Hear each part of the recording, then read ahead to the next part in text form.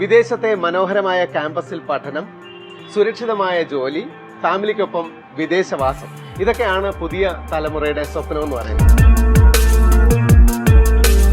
പണ്ടൊക്കെ ഈ വിദേശത്ത് പോയി പഠിക്കുക എന്ന് പറയുന്നത് പണക്കാർക്ക് മാത്രം പറ്റുന്ന ഒരു സൗകര്യമായിരുന്നു. പക്ഷെ ഇന്ന് സാധാരണക്കാരനും എത്തിപ്പിടിക്കാവുന്ന ദൂരത്താണ് ഈ വിദേശ പഠനം.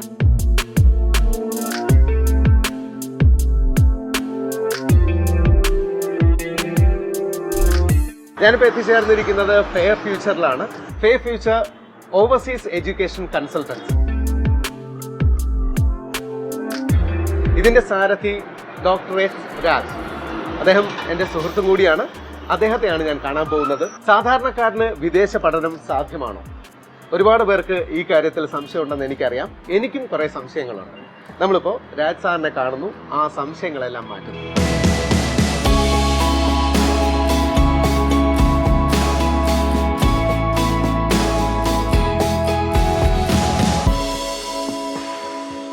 ഫെയർ ഫ്യൂച്ചറിന്റെ MD-യും ഫൗണ്ടറുമാണ് ഇപ്പോൾ എന്നോടൊപ്പം ഉള്ളത് ഡോക്ടർ എസ് രാജ്. ഈ മേഖലയിൽ 20 വർഷത്തെ എക്സ്പീരിയൻസ് ഉണ്ട്. അത് മാത്രമല്ല, ഒരുപാട് കാലം മുമ്പ് US പോയി പഠിക്കാൻ ഭാഗ്യം കിട്ടിയ ഒരാളും കൂടിയാണ്. ഈ ഒരു മേഖലയിലെ സാധ്യതകൾ എന്തൊക്കെയാണ്? വിദേശ പഠനം എന്ന് പറയുന്നത് ശരിക്കും പറഞ്ഞാൽ വലിയൊരു ഓപ്പർച്യൂണിറ്റി തുറന്നു കൊടുക്കുന്ന ഒരു കാര്യം തന്നെയാണ്.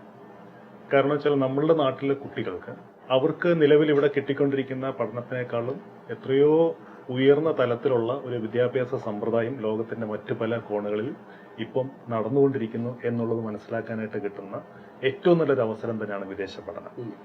അതൊരിക്കലും നമ്മുടെ നാട്ടിലൊരു പഠനത്തിനായിട്ട് കമ്പയർ ചെയ്യാൻ പോലും ഒരുപക്ഷെ സാധിച്ചൊന്ന് വരില്ല എന്നുള്ളതാണ് എന്റെ അനുഭവത്തിൽ നിന്നും എനിക്ക് മനസ്സിലായിട്ടുള്ളത്. എത്ര വർഷം മുമ്പ് സാർ പഠിക്കും? ഞാൻ ഏതാണ്ട് ഒരു 30 വർഷങ്ങൾക്ക് മുൻപാണ് US പഠിക്കാൻ പോകുന്നത്. അപ്പോൾ അന്നത്തെ കാലത്ത് പഠിക്കാൻ പോകുന്ന ഒരു കുട്ടിക്ക് ഒരുപാട് വെല്ലുവിളികൾ ഉണ്ടായിരുന്നു. ഇന്നത്തെ പോലെ ഇന്റർനെറ്റ് ഇല്ല, ഒരു ഫാക്സ് പോലും ഇല്ലാത്തൊരു കാലഘട്ടത്തിലാണ് അന്നത്തെ കാലത്ത് 30 വർഷത്തിന് മുമ്പ് നമ്മുടെ നാട്ടിൽ വിദേശ പഠനത്തിന് കുട്ടികൾ പോയി. ആഗ്രഹം തോന്നാൻ കാരണം അന്ന് തന്നെ എനിക്ക് അറിയാൻ വരുന്ന അന്നത്തെ കാലത്തുള്ള കുട്ടികൾക്കും അന്ന് വിദേശ പഠനത്തിന് പോവുകയാണെങ്കിൽ ഒരുപാട് അഡ്വാൻറ്റേജസ് അതിനകത്തുണ്ടാകാൻ സാധിക്കും എന്ന് മനസ്സിലാക്കിയിട്ട് തന്നെയാണ് ഞാൻ പോയത്. അതിനുവേണ്ടി ഒരുപാട് കഷ്ടപ്പെട്ടും പരിശ്രമിച്ചിട്ടൊക്കെയാണ് അന്ന് എനിക്കത് സാധിച്ചെടുക്കാൻ സാധിച്ചത്. പക്ഷെ ഇന്നത്തെ കുട്ടികളെ സംബന്ധിച്ചിടത്തോളം നമുക്ക് ഒരു വിദ്യാർത്ഥിക്കോ അല്ലെങ്കിൽ ഒരു കുട്ടിയെ വിദേശത്തേക്ക് പഠിപ്പിക്കാൻ അയക്കാൻ ഉദ്ദേശിക്കുന്ന മാതാപിതാക്കളോടോ കാര്യങ്ങൾ സംസാരിച്ചു കഴിഞ്ഞാൽ നമ്മൾ പറയുന്ന കാര്യങ്ങൾ ശരിയാണോ ഇല്ലയോ എന്നുള്ളത് അവർക്ക് വെരിഫൈ ചെയ്യാനുള്ള ഒരു അവസരം ഇന്നിപ്പോൾ ഉണ്ട്. ഈ പറയുന്ന കാര്യങ്ങൾ അവർക്ക് വ്യക്തമായിട്ടൊരു മാർഗനിർദ്ദേശം കൊടുക്കുന്ന കാര്യത്തിലാണ് ഞങ്ങളെ പോലെ ഒരു കൺസൾട്ടന്റിന്റെ ഒരു റോള് അവിടെ വരുന്നത്. അവർക്ക് കിട്ടുന്ന ഇൻഫർമേഷൻ അത് ശരിയാണെന്ന് അവർ മനസ്സിലാക്കാൻ അവർക്ക് സാധിക്കാനും അതുവഴി അവർക്കൊരു വിദേശ പഠനത്തിനോടുള്ള വഴികൾ കുറച്ചും കൂടെ ഇപ്പം ഈസിയറാണ്. അത് തന്നെയാണ് ഇപ്പൊ വിദേശ പഠനത്തിന് പോകാനുള്ള ആൾക്കാരുടെ എണ്ണം കൂട്ടാനും ഒരു പ്രധാന കാരണമായിട്ട് വന്നിരിക്കുന്നത്. ഈ നമ്മൾ സെലക്ട് ചെയ്യുന്ന കോളേജ് അല്ലെങ്കിൽ യൂണിവേഴ്സിറ്റി അതൊരു പ്രധാന കാര്യമാണ് അല്ലെ? നമുക്കിപ്പോ ചില യൂണിവേഴ്സിറ്റീസ് പാർട്ട് ടൈം ജോബ് ചെയ്യാൻ സമ്മതിക്കാത്ത യൂണിവേഴ്സിറ്റീസ് ഉണ്ട്. ചില സ്ഥലങ്ങളിൽ പോയി കഴിഞ്ഞാൽ അവിടെ ജോലി കിട്ടാൻ സാധ്യതയില്ലാത്ത സ്ഥലങ്ങളുണ്ട്. ആയിരക്കണക്കിന് യൂണിവേഴ്സിറ്റികളാണ് വിദേശത്ത് ഇന്റർനാഷണൽ സ്റ്റുഡൻസിന് അഡ്മിഷൻ കൊടുക്കുന്നത്. പക്ഷെ ഓരോ യൂണിവേഴ്സിറ്റിക്കും അതിൻ്റെതായിട്ടുള്ള പല പ്രത്യേകതകളും കാണും. ചില യൂണിവേഴ്സിറ്റികളിൽ അവിടെ പഠിക്കാനായിട്ട് വരുന്ന സ്റ്റുഡൻസിന് അവർക്ക് ഇന്റേൺഷിപ്സും അങ്ങനെയുള്ള കാര്യങ്ങൾ പ്രൊവൈഡ് ചെയ്യുന്നു. ചില യൂണിവേഴ്സിറ്റീസ് റിസർച്ച് ഓറിയന്റഡ് ആയിട്ടുള്ള യൂണിവേഴ്സിറ്റീസ് ആയിരിക്കും. പിന്നെ പഠിക്കാൻ പോകുന്ന കുട്ടികളുടെ ഇവിടുത്തെ ഒരു പഠന നിലവാരം ഏത് തരത്തിലുള്ള ഒരു കുട്ടിയായിരുന്നു എന്ന് മനസ്സിലാക്കിക്കൊണ്ട് അങ്ങനെയുള്ള ആൾക്കാർക്ക് പറ്റുന്ന ഒരു ക്യാമ്പസ് തന്നെ നമ്മൾ ഫൈൻഡ് ഔട്ട് ചെയ്യണം. പല സ്റ്റുഡൻസും വന്നിട്ട് ചോദിക്കാറുണ്ട്, എനിക്ക് ഏറ്റവും ടോപ്പ് റാങ്ക്ഡ് യൂണിവേഴ്സിറ്റി പഠിക്കാൻ പോകണം, അല്ലെങ്കിൽ പേരൻസ് അങ്ങനെ ഡിമാൻഡ് ചെയ്യാറുണ്ട്. പക്ഷെ നമ്മൾ മനസ്സിലാക്കേണ്ട കാര്യം, ടോപ്പ് റാങ്ക്ഡ് യൂണിവേഴ്സിറ്റീസ് ഉണ്ടായിരിക്കാം, പക്ഷെ ആ ഒരു യൂണിവേഴ്സിറ്റിയുടെ കരിക്കുലമായിട്ട് ഒത്തുപോകാൻ പറ്റുന്ന ഒരു സ്റ്റാൻഡേർഡ് ഈ ചെല്ലുന്ന കുട്ടിക്ക് ഇല്ല എന്നുണ്ടെങ്കിൽ അത് ചിലപ്പോൾ ഒരു ബുദ്ധിമുട്ടിലേക്ക് അത് മാറിയെന്ന് വരും. അപ്പോൾ നമ്മൾക്ക് ഇവിടെ ഒരു സ്റ്റുഡന്റോ അല്ലെങ്കിൽ പേരൻസോ കൗൺസിലിങ്ങിന് വരുമ്പോഴത്തേക്കും അവർ പറയുന്ന കാര്യങ്ങൾക്ക് അനുസരിച്ചിട്ടല്ല കാര്യങ്ങൾ എപ്പോഴും കൊണ്ടുപോകേണ്ടത്. അവർക്ക് പറ്റുന്ന രീതിയിലുള്ള കാര്യങ്ങൾ കണ്ടുപിടിച്ചിട്ട്, കാരണം ഒരു ഡോക്ടറെ കാണാൻ പോകുന്ന ഒരു രോഗി ഒരിക്കലും പറയില്ല എനിക്ക് ഇന്ന മരുന്ന് തരണം. അവർക്ക് ആവശ്യം അവർക്ക് ഏറ്റവും നല്ല ചികിത്സ കിട്ടുക എന്നുള്ളതാണെങ്കിൽ അതനുസരിച്ചിട്ട് അവരുടെ കാര്യങ്ങൾ പഠിച്ച് മനസ്സിലാക്കിയിട്ട് ഒരു ഡോക്ടർ അഡ്വൈസ് കൊടുക്കുന്ന പോലെ തന്നെ വേണം ഒരു വിദേശ വിദ്യാഭ്യാസത്തിന് വരുന്നൊരു വിദ്യാർത്ഥിയെ സംബന്ധിച്ചിടത്തോളം അവരുടെ നിലവിലുള്ള സിറ്റുവേഷൻ എന്താണ്, അവർക്ക് വളരെ ഹൈലി റാങ്ക് ആയിട്ടുള്ള യൂണിവേഴ്സിറ്റി പഠിക്കാൻ പറ്റുന്ന ഒരു സ്റ്റാൻഡേർഡ് ഉള്ള ഒരു കുട്ടിയാണോ അവരുടെ നേരത്തെ പഠിച്ചിരുന്നത് വെച്ചിട്ടുള്ള മാർക്കുകൾ നോക്കും മനസ്സിലാക്കാൻ പറ്റും. പിന്നെ പല യൂണിവേഴ്സിറ്റികളിലും ഫീസ് സ്ട്രക്ചർ വളരെ വ്യത്യാസമായിരിക്കും. നല്ലൊരു യൂണിവേഴ്സിറ്റിയാണ് അല്ലെങ്കിൽ ഏറ്റവും ടോപ്പ് റാങ്ക്ഡ് യൂണിവേഴ്സിറ്റിയാണ്, പക്ഷെ അവിടുത്തെ ഫീസ് ഇവർക്ക് താങ്ങാൻ പറ്റുന്നതല്ലെന്നുണ്ടെങ്കിൽ അഡ്മിഷൻ എടുത്തുകൊണ്ട് മാത്രം കാര്യമില്ല. പിന്നെ പല സ്റ്റുഡൻസിനും അറിയാത്തൊരു ഏറ്റവും പ്രധാനപ്പെട്ട കാര്യം, ഇവിടെ അഡ്മിഷൻ കിട്ടുക എന്നുള്ളതിനേക്കാളും ഇമ്പോർട്ടന്റ് ആയിട്ടുള്ള ഒരു കാര്യം ആ രാജ്യത്തേക്ക് പഠിക്കാനായിട്ട് പോകാനായിട്ടുള്ള വിസ കിട്ടുക എന്നുള്ളതാണ്. പലപ്പോഴും പല സ്റ്റുഡൻസിനും സംഭവിക്കുന്ന ഒരു കാര്യം, അഡ്മിഷൻ എടുത്ത ശേഷം വിസ റിജക്ഷൻ വരാറുണ്ട്. എസ്പെഷ്യലി ഇപ്പോൾ യുഎസിന്റെ കേസ് നോക്കുവാണെങ്കിൽ, യുഎസിൽ പഠിക്കാൻ അഡ്മിഷൻ കിട്ടുന്ന 100 സ്റ്റുഡൻസിൽ 5 പേർക്കോ 6 പേർക്കോ മാത്രമേ വിസ കിട്ടാറുള്ളൂ. അതെ. അപ്പൊ എന്തുകൊണ്ട് അവർക്ക് വിസ കിട്ടാതെ പോകുന്നു? ഇതെല്ലാം നമ്മൾ മുൻകൂട്ടി മനസ്സിലാക്കണം. അപ്പൊ ഒരു കൺസൾട്ടന്റ് എന്നുള്ള രീതിയിൽ ഒരുപാട് കാര്യങ്ങളിൽ ഒരേ സമയം നമ്മൾ ശ്രദ്ധിച്ചുകൊണ്ട് വേണം ഒരു വിദ്യാർത്ഥിയെ സംബന്ധിച്ചിടത്തോളം ഒരു അഡ്മിഷൻ പ്രോസസ്സിംഗ് തൊട്ട് തുടങ്ങാൻ. അപ്പൊ നമുക്കൊരു റൈഡ് പോകാം. യെസ്.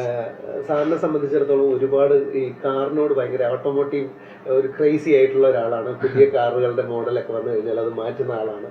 സാറിനോടൊപ്പം ഒരു യാത്ര ചെയ്തുകൊണ്ട് നമുക്ക് കൂടുതൽ സംശയങ്ങൾ ചോദിക്കാം.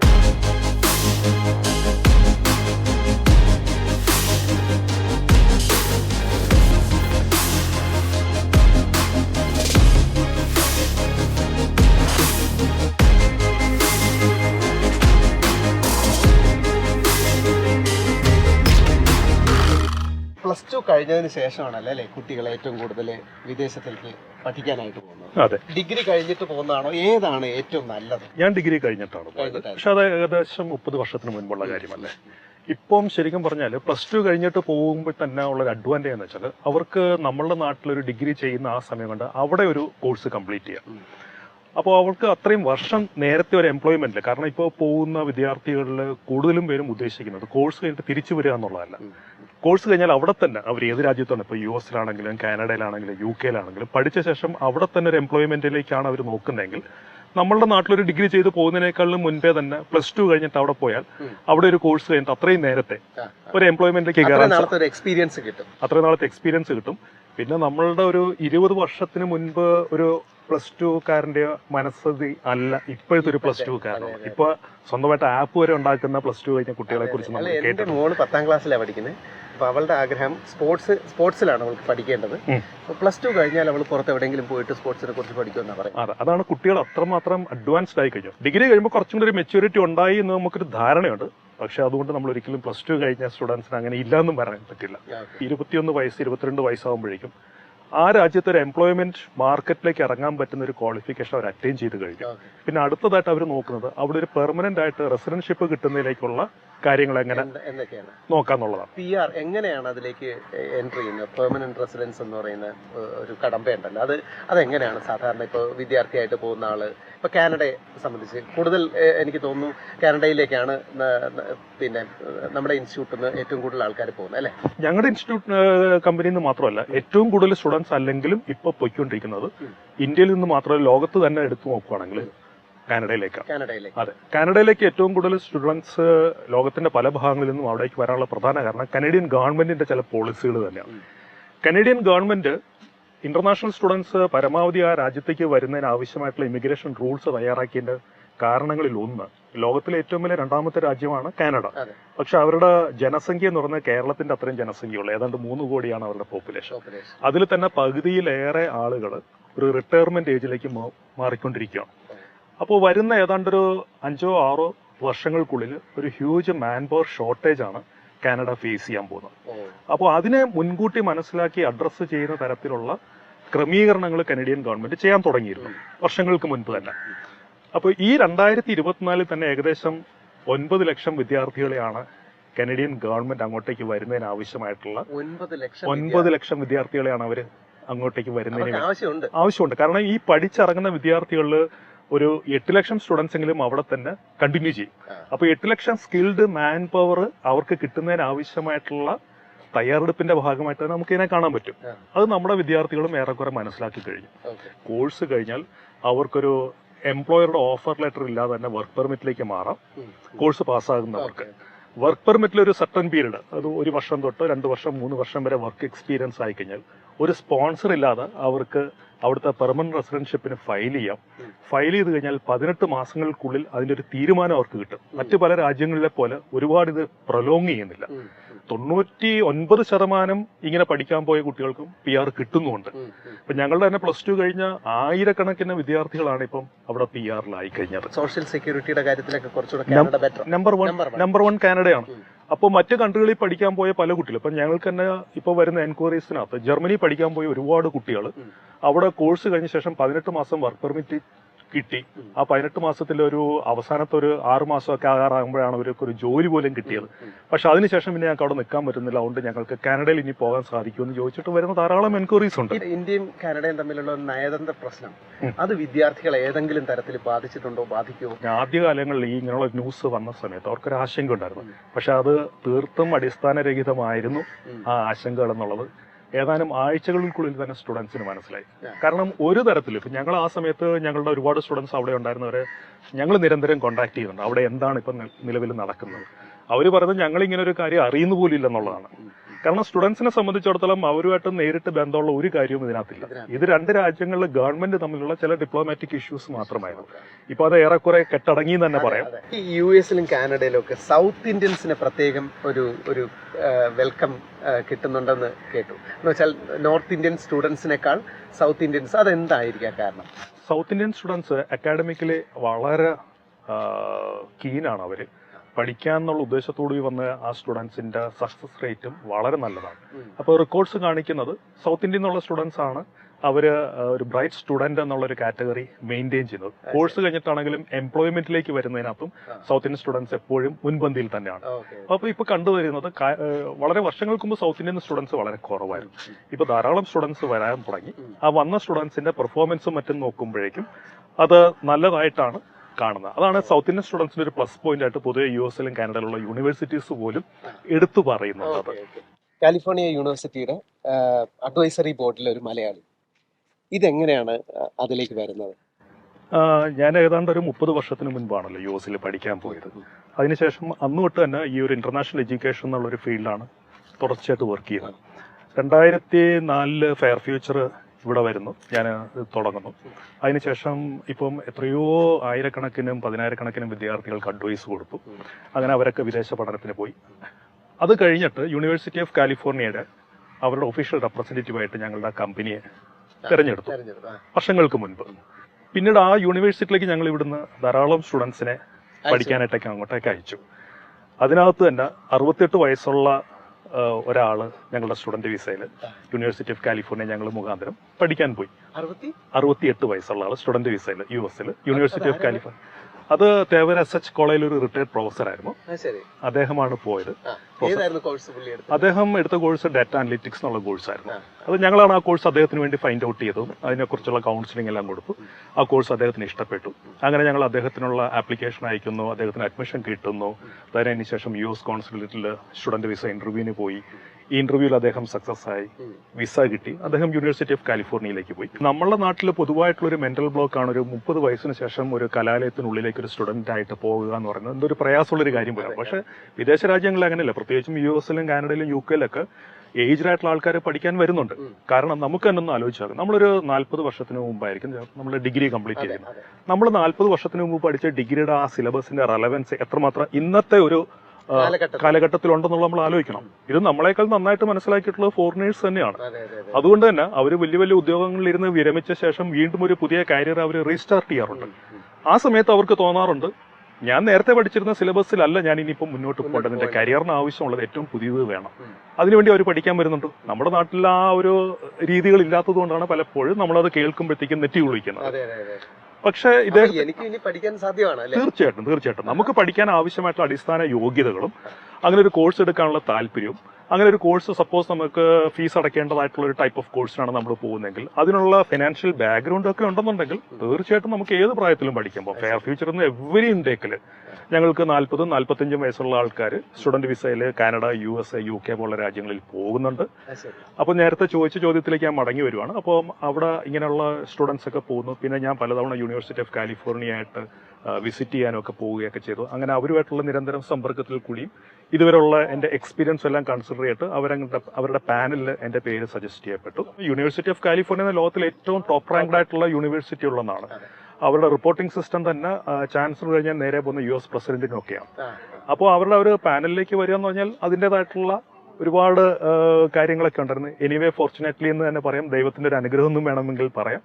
എന്നെ അവർ കഴിഞ്ഞ വർഷം സെലക്ട് ചെയ്തു. ഇപ്പോൾ സെക്കൻഡ് ഇയറാണ് ഞാനിപ്പോൾ university of California advisory board മെമ്പറായിട്ട് വർക്ക് ചെയ്യുന്നത്. അപ്പോൾ പല പോളിസികളും ആ യൂണിവേഴ്സിറ്റി എടുക്കാനത് നമ്മുടെ ഒരു വാക്കിനും അവിടെ ഒരു പ്രസക്തി ഉണ്ടെന്നുള്ളതാണ്. എസ്പെഷ്യലി ഇന്ത്യ പോലുള്ള രാജ്യത്തെക്കുറിച്ച് അവർക്കുള്ള ധാരണകളും മാറുന്നതിന്റെ ഒരു ചൂണ്ടുപലക എന്ന് വേണമെങ്കിൽ പറയാം.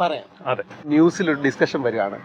അപ്പോൾ ഞാൻ പലപ്പോഴും കണ്ടിട്ടുണ്ട് ഈ മേഖലയിൽ നിന്ന് കാര്യമായിട്ട് ഇത് പറയാൻ പ്രാപ്തിയുള്ള ആരെയും കിട്ടിയിട്ടില്ല. പിന്നെ എന്റെ PhD ഞാൻ എടുത്ത ഇന്റർനാഷണൽ എഡ്യൂക്കേഷനിൽ പോകുന്ന ഇന്റർനാഷണൽ സ്റ്റുഡൻസിന്റെ ചലഞ്ച് ആയിരുന്നു എന്റെ തീസീസ്. അതെ. അപ്പൊ അതും ചിലപ്പോൾ ഇതിനകത്തൊരു സെലക്ഷൻ പ്രോസസ്സിനകത്ത് കൺസിഡർ ചെയ്യപ്പെട്ട ഒരു കാര്യമായിരിക്കാം. അതെ, ഞങ്ങൾക്ക് ഇന്ത്യയിലും ദുബായിലും ഓഫീസ് ഉണ്ടെങ്കിലും ഞങ്ങളുടെ സ്റ്റുഡൻസിന്, ഞങ്ങൾക്ക് പാകിസ്ഥാനിൽ നിന്ന് വരെയുള്ള സ്റ്റുഡൻസ് വന്നിട്ടുണ്ട്, ശ്രീലങ്ക, നേപ്പാളിൽ നിന്നൊക്കെ സ്റ്റുഡൻസ് ഉണ്ട്.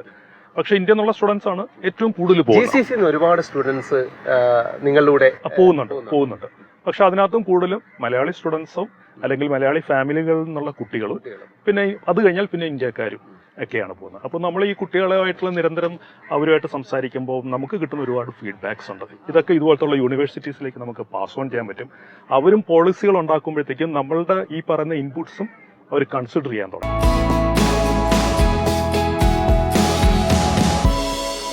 ഇപ്പൊ പുറത്തേക്ക് പോയി പഠിക്കണമെന്ന് ആഗ്രഹിക്കുന്ന ഒരാൾ +2 കഴിഞ്ഞു, ആദ്യത്തെ പ്രൊസീജിയർ എന്താണ്? ആദ്യമായിട്ട് അവർക്ക് നമ്മളുടെ ഓഫീസിൽ കൗൺസിലിംഗ് ആണ് കൊടുക്കുന്നത്. കൗൺസിലിംഗ് കൊടുക്കുന്നതിന്റെ ഉദ്ദേശം തന്നെ സ്റ്റുഡന്റിനും ഇപ്പോൾ അവരുടെ കൂടെ പേരൻസ് ഉണ്ടെന്നുണ്ടെങ്കിൽ അവർക്കും ഏതൊക്കെ ടൈപ്പ് ഓഫ് കോഴ്സുകൾ ചെയ്യാവുന്നുള്ളതും പിന്നെ സ്റ്റുഡന്റിന്റെ നിലവിലുള്ള എഡ്യൂക്കേഷൻ ബാക്ക്ഗ്രൗണ്ട് നോക്കിയിട്ട് അവർക്ക് നെക്സ്റ്റ് ലെവലിലേക്ക് എൻട്രി ചെയ്യാൻ പറ്റുന്ന മേഖലകൾ ഏതൊക്കെയാണെന്നുള്ളത് അവർക്ക് മനസ്സിലാക്കി കൊടുക്കുക. അതിൻ്റെ കോഴ്സിൻ്റെ സിലബസ് എന്താണെന്നുള്ള അവർ മുൻകൂട്ടി അറിഞ്ഞിരിക്കണം. അതിനെന്ത് ഫീസ് വരും, ഈ കാര്യങ്ങൾ അറിഞ്ഞിരിക്കണം.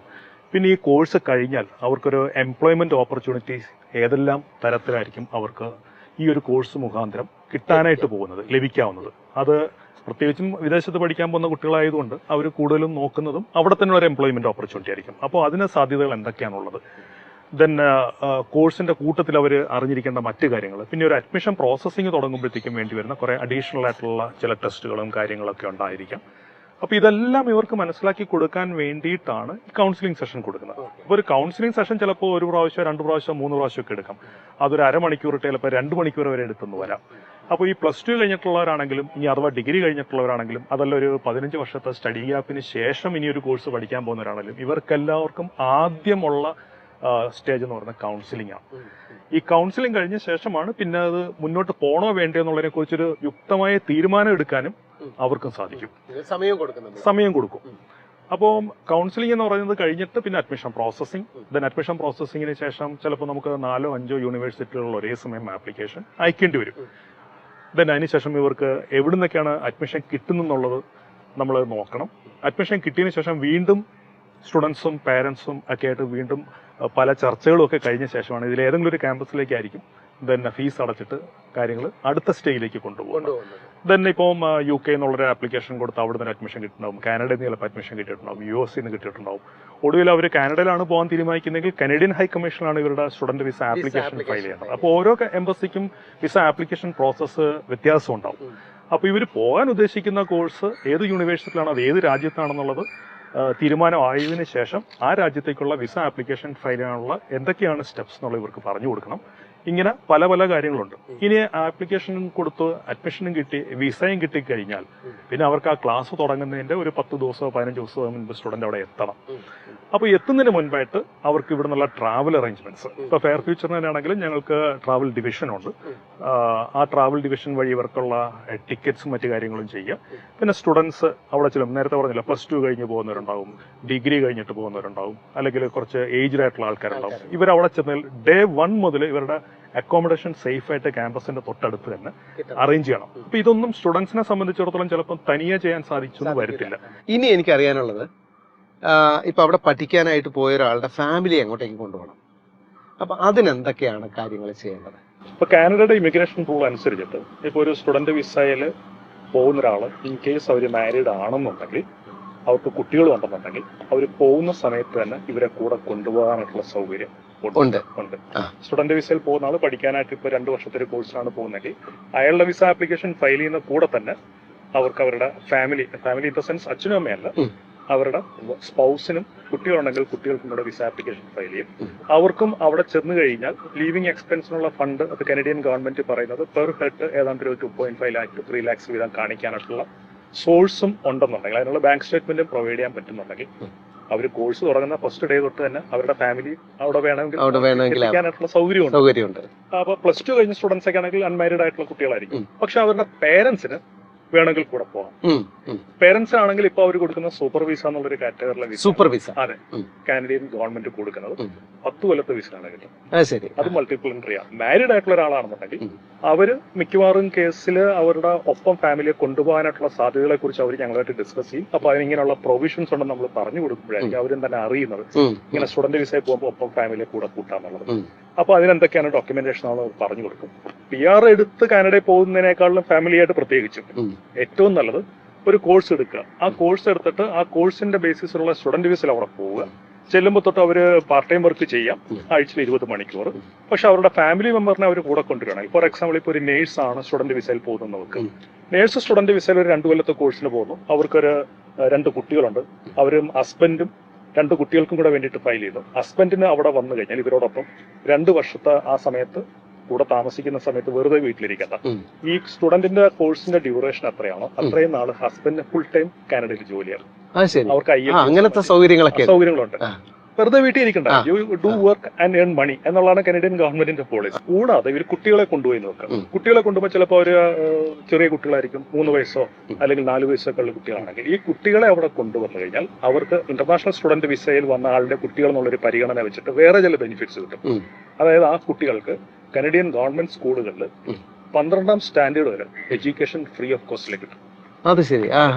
അതും ലോകത്തിലെ ഏറ്റവും ബെസ്റ്റ് എഡ്യൂക്കേഷൻ ആണ് അവർക്ക് ഫ്രീ ഓഫ് കോസ്റ്റ് കിട്ടുന്നത്. ഇനിയിപ്പോ എന്തെങ്കിലും ഫാമിലി ഒരു സിറ്റുവേഷൻ വന്നിട്ട് ഡിസ്കണ്ടിന്യൂ ചെയ്യേണ്ടി വന്നു കഴിഞ്ഞാൽ അതേ യൂണിവേഴ്സിറ്റിയിൽ നമുക്ക് തിരിച്ച് പഠിക്കാൻ പറ്റുമോ? അതിനുള്ള എന്തെങ്കിലും സൗകര്യങ്ങളുണ്ടോ? ഒരു നാച്ചുറൽ സിറ്റുവേഷൻ ഉണ്ടായിട്ട് ഒരു കോഴ്സിന്റെ ബ്രേക്ക് എടുത്തിട്ട് പോകുന്നവരാണെന്നുണ്ടെങ്കിൽ അത് ആ പഠിക്കുന്ന യൂണിവേഴ്സിറ്റി അറിയിച്ചിട്ട് ആ ഒരു ബ്രേക്കിനുള്ള പെർമിഷൻ ഒക്കെ എടുത്തിട്ട് പോയിട്ട് ഒരു സർട്ടൺ പീരീഡ് യൂണിവേഴ്സിറ്റി സമയം കൊടുക്കും. ആ സമയത്തിനുള്ളിൽ അവർക്ക് തിരിച്ചു വന്നിട്ട് കോഴ്സ് വേണമെങ്കിൽ റീസ്റ്റാർട്ട് ചെയ്യാൻ പറ്റും. അതല്ല പോയിട്ടൊരു 5-6 വർഷം കഴിഞ്ഞിട്ട് തിരിച്ചു വന്നു കഴിഞ്ഞാൽ ചിലപ്പോൾ ഒരു രീതിയിലും നേരത്തെ പഠിച്ചു വെച്ചിരുന്ന കോഴ്സിന്റെ ബാക്കിയുള്ളതിലേക്ക് ജോയിൻ ചെയ്യാനായിട്ട് അവർക്ക് സാധിക്കത്തില്ല. ഓക്കെ.